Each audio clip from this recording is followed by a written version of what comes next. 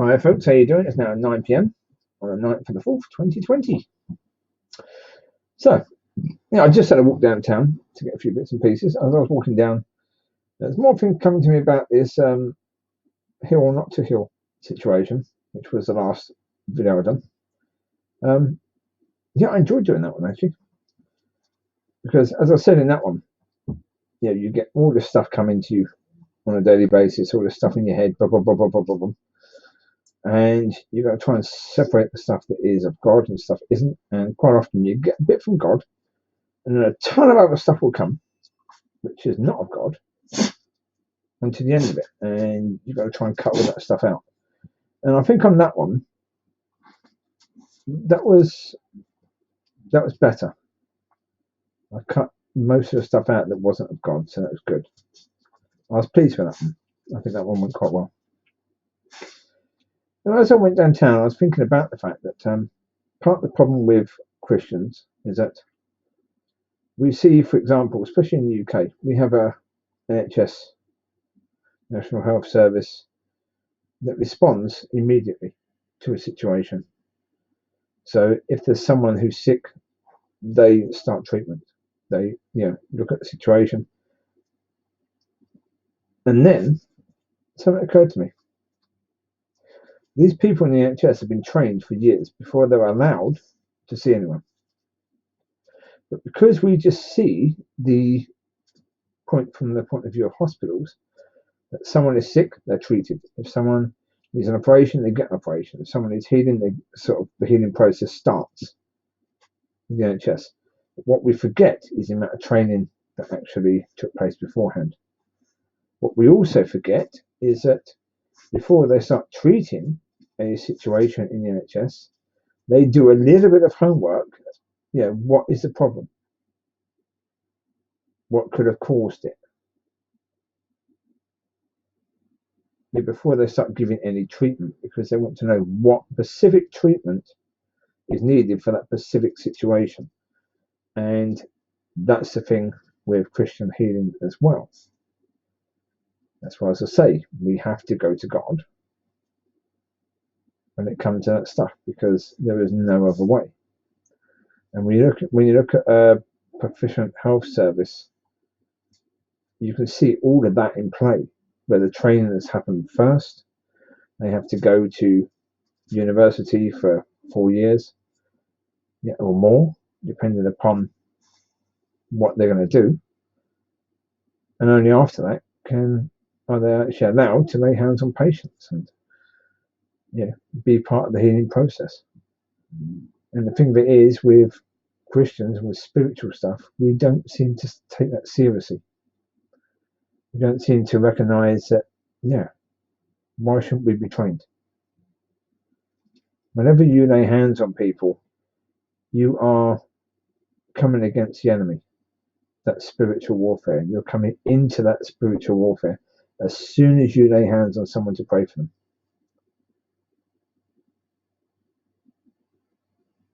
And so, you're getting involved in warfare. If you're getting involved in warfare, you should be trained as a soldier. If you're going to be a soldier of God, you're going to be trained by God to be a soldier of God. So again, that's why we don't train people in college for God's work, because that's according to man's ways and man's system. That's not God's ways, and that's not God's system.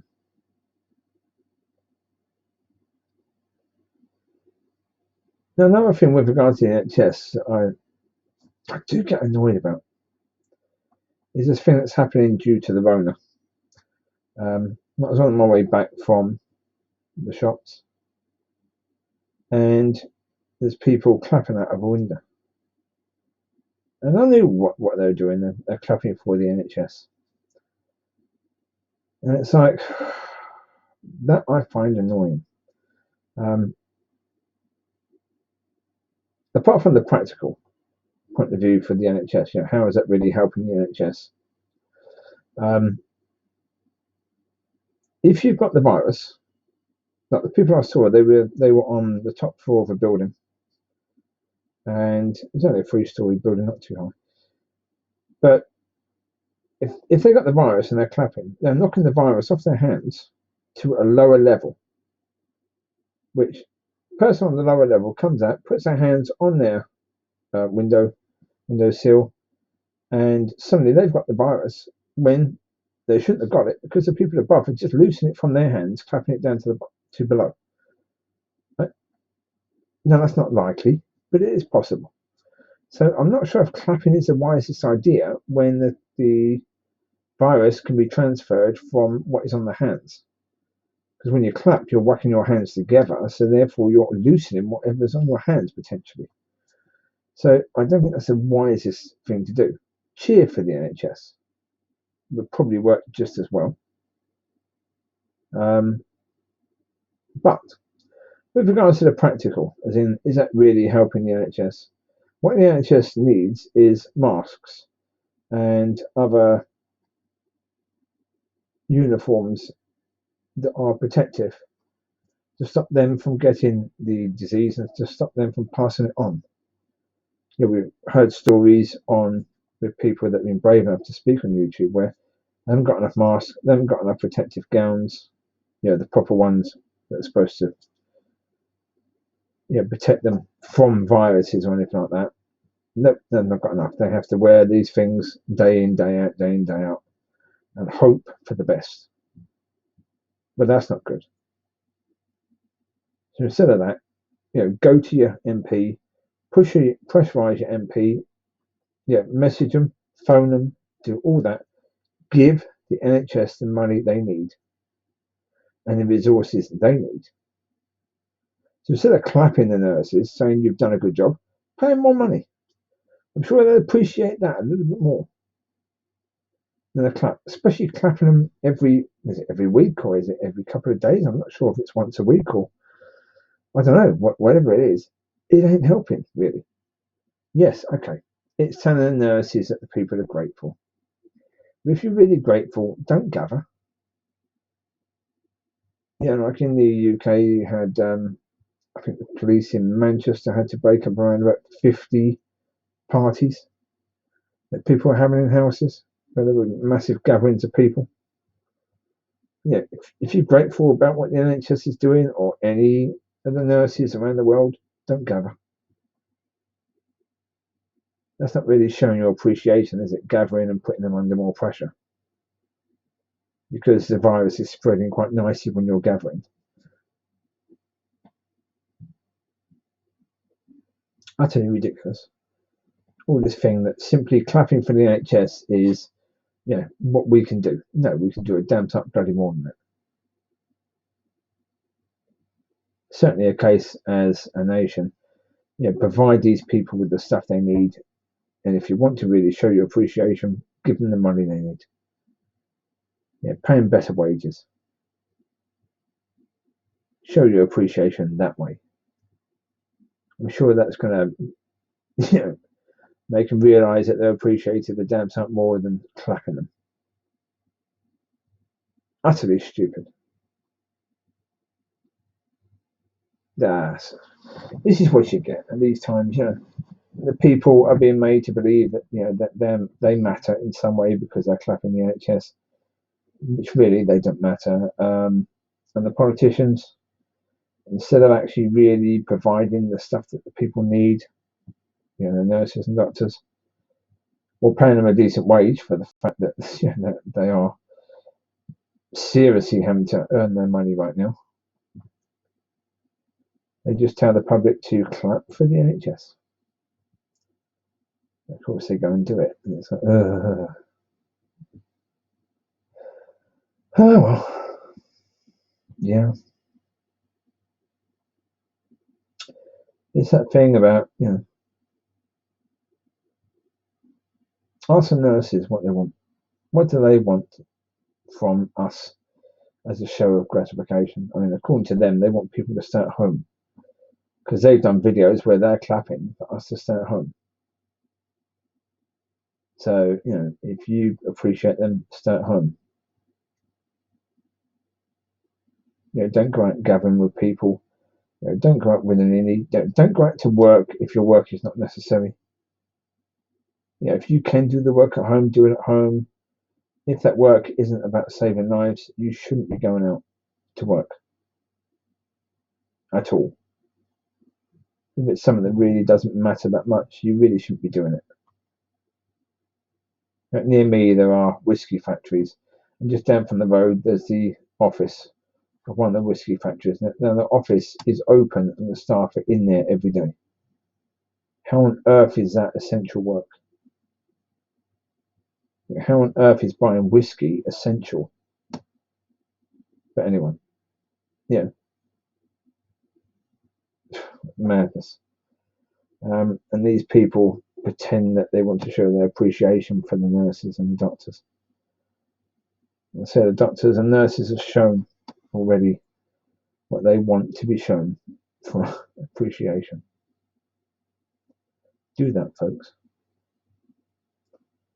Don't pretend that you appreciate them and then put them under more pressure by catching or spreading the virus.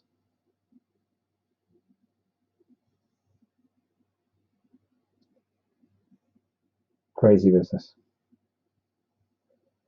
But this is what you get.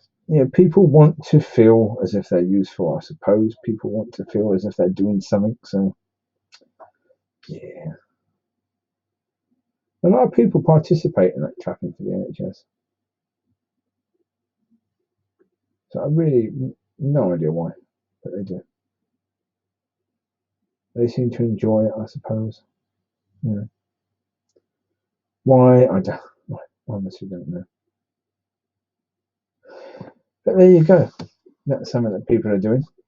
What they're doing in other countries, are they clapping for appreciation of their doctors and nurses? I suppose when you've got private hospitals and you pay by insurance, I suppose you think the money you pay is plenty of appreciation. So, yeah. It does appear, actually, with regards to the Rona, that hot, sunny climates tend to do it in. It doesn't seem to do so well in hot, sunny climates. There's hot countries. If you look down, if you go on Google, do coronavirus update live on, I think it's Worldometer. Some reason Worldometer. Okay. If you go down the line, you'll see the countries with the least deaths are the hotter countries. Saying that, you do have, for example, Russia has 10,000 cases, apparently only 76 deaths. You could say they're probably not telling the truth. Russia, again, is one of these countries, like China, who lies and lies and lies and lies and lies to the rest of the world. So, are they likely to be honest about such things?